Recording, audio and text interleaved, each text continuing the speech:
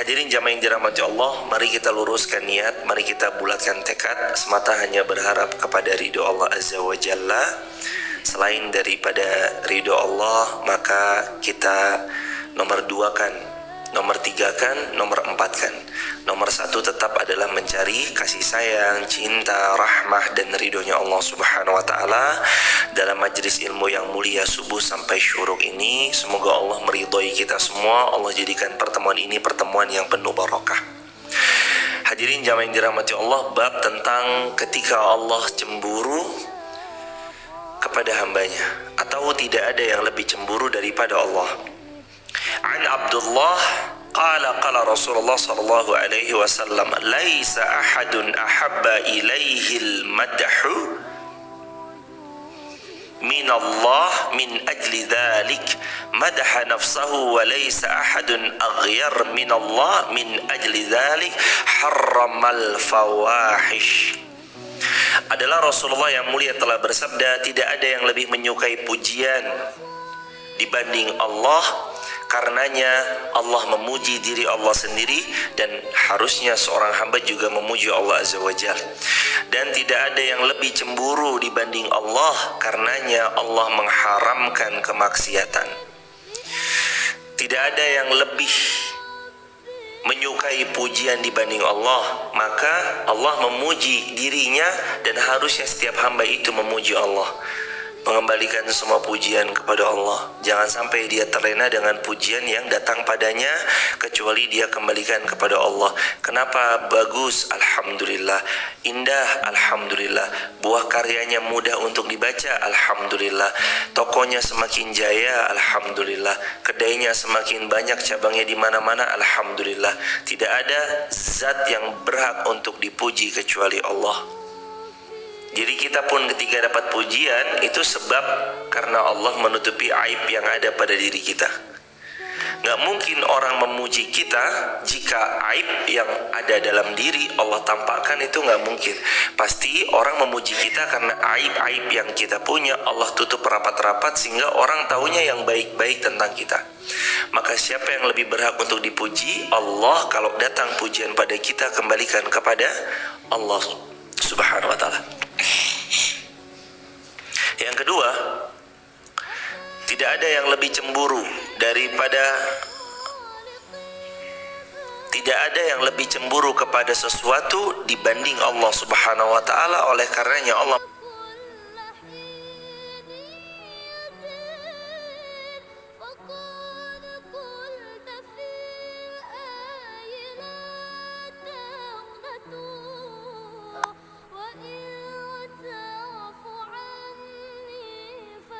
konotasinya baik, maka Allah mengharamkan kemaksiatan atasnya agar hambanya itu tidak bermaksiat sedikit pun kepada Allah. Tujuannya agar hamba itu tidak lalai dari mengingat Allah. Karena kan Allah menyukai pujian, maka sudah jelas Allah juga tidak menyukai selain daripada hal yang datang kecuali memuji dirinya. Kalau kemaksiatan tentu nggak disukai. Ketika ada seorang hamba bermaksiat kepada Allah, Allah cemburu.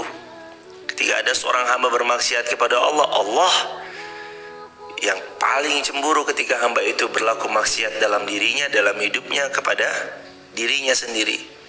Jadi manusia itu memang diciptakan laqad khalaqnal insana fi ahsani taqwim. Manusia itu diciptakan ya memang untuk sebaik-baiknya penciptaan. Tidak diciptakan dia kecuali Az-Zariyat 56, wa ma khalaqtul jinna wal insa illa liya'budun. Kami tidak ciptakan jin dan kami tidak ciptakan manusia kecuali agar mereka beribadah kepada kami. Allah nggak minta makan sama kita. Wa ma khalaqtul jinna wal insa illa liya'budun. Ma uridu minkum min rizqi wa ma uridu ayyutaimun. Innallaha huwar razzaqu dzul quwwatil matin. Kami nggak minta makan sedikit pun. Wa ma uridu ayyutaimun, sedikit pun tentang makanan kami enggak minta. Kami enggak minta rezeki dari manusia, kata Allah. Kami enggak minta juga minta makan daripada manusia, kata Allah. Lalu Allah menguatkan kalimatnya, innallaha huwar razzaqu dzul quwwatil matin. Quran surah 51 ayat 56 sampai ayat 58. Allah Ar-Razzaq, justru Allah yang bagi rezeki kepada kalian. Justru Allah nggak minta makan kepada kalian. Allah Dzul Quwwah, zat yang maha kuat. Nggak ada kekuatan kecuali semua asal muasalnya dari Allah. Jadi hamba itu harus mengerti bahwa ketika kekuatan datangnya dari Allah, ya kekuatan itu dikembalikan kepada Allah. Harta itu miliknya Allah, maka dikembalikan kepada Allah. Wa ma bikum min ni'matin faminallah. An-Nahl ayat 53. Dan nikmat apa saja yang kalian terima itu datangnya dari Allah, maka kembalikan juga kepada Allah Subhanahu wa taala. Hadis yang berikutnya, yaqulu Nabi sallallahu alaihi wasallam, la ahadun aghyaru min Allah walidzalika harramal fawahish. Tidak ada yang lebih cemburu kecuali Allah, karenanya Allah mengharamkan kefawahishah atau kemaksiatan. Ma zahara minha wa ma batan, maksiat yang dilakukan terang-terangan Allah benci, maksiat yang dilakukan secara terbuka Allah benci. Maksudnya maksiat yang dilakukan secara terang-terangan Allah membencinya. Wa ma batan, maksiat yang dilakukan sembunyi-sembunyi Allah juga membencinya. Wala ahadun ahabbu ilaihil madhu minallah, dan tidak ada zat yang lebih senang untuk dipuji kecuali Allah. Jadi Allah itu memang suka kalau dipuji. Karenanya Allah suka dipuji, sebagian ulama berpendapat sering-seringlah memuji Allah.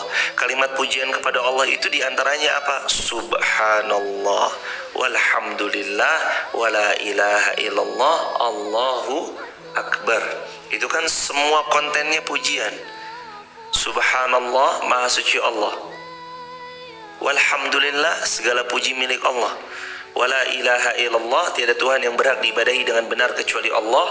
Allahu akbar, Allah maha besar. Pujian yang lain, subhanallah wa bihamdih adada khalqih wa ridha nafsih wa zinata arshihi wa midada kalimatih. Pernah satu ketika Bunda Juwairiyah, istri Nabi SAW, subuh berzikir. Lalu kemudian Nabi SAW menemuinya sedang berzikir. Lepas itu Nabi pergi untuk urusan hajat beliau.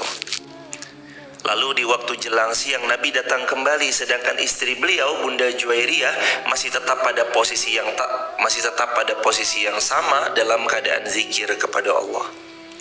Lalu Nabi pun bertanya, wahai istriku Juwairiyah, apakah dari subuh tadi engkau berzikir sampai jelang siang? Iya, wahai suamiku Rasulullah sallallahu alaihi wasallam.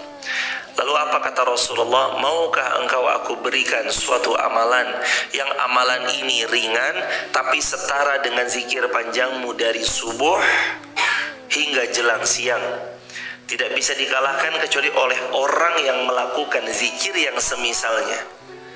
Mau wahai Rasulullah. Lalu Nabi pun mengajari zikir yang ringan tapi bisa setara dengan zikir panjangnya seseorang dari subuh sampai jelang siang.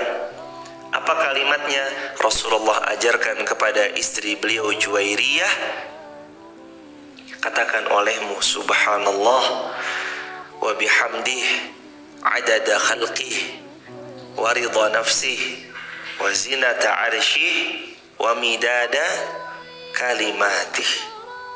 Subhanallah wa bihamdi adada khalqih wa ridha nafsih wa zinata arshih wa midada kalimatih.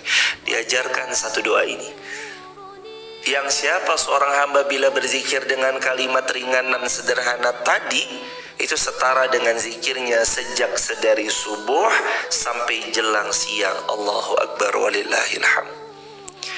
Ini juga keutamaan kalau nanti hadirin dapati waktu berzikir singkat tapi jamaah masih ada kegiatan berikutnya yang belum memungkinkan berzikir panjang dan lama, hendaknya berzikir dengan kalimat subhanallah wa bihamdi adada khalqih wa ridha nafsih wa zinata arsy wa midada kalimati. Zikir pakai kalimat ringan tadi. Ini jamaah berzikir.